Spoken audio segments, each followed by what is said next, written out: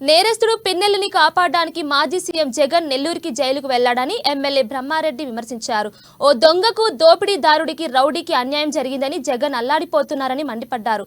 YCP ప్రభుత్వంలో హత్యలు, అత్యాచారాలు, బడుగు బలహీన వర్గాలపై దాడులు జరిగితే జగన్ ఎందుకు స్పందించలేదని ఎమ్మెల్యే ప్రశ్నించారు.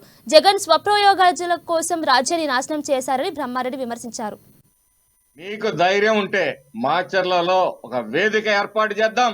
ఎన్ని ఆస్తులు కబ్జా చేశాడో, ఎంత గ్రానైట్ దోపిడీ చేశాడో, ఎంత గ్రావెల్ దోపిడీ చేశాడో సజీవ సాక్ష్యాలుగా గుంతలేడు రోజు ఫారెస్ట్ నుంచి రెవెన్యూ దాకా కనపడతా ఉన్నాయి. నీకు ధైర్యం ఉంటే రా మాచర్ల, ఈ సాక్ష్యాలు నేను చూపిస్తాం. గూగుల్ మ్యాప్స్ తో సహా చూపిస్తాం. సజీవ సాక్ష్యాలు చూపిస్తాం. మీ శాసనసభ్యుడు బారిన వంచబడ్డ, దోపిడీకి గురి కాబడ్డ వ్యక్తుల్ని ప్రవేశపెడతాం. మీ ఉంగరాల బ్రదర్స్, మీ గుడంబా శంకర్ బ్రదర్స్ దోపిడీని నీ కళ్ల ముందు నిరూపించడానికి తెలుగుదేశం పార్టీ తరఫున, మాచర్ల ప్రజల తరఫున ఎన్నికైన నేను ఎన్డీఏ కూటమి అభ్యర్థిని సిద్ధ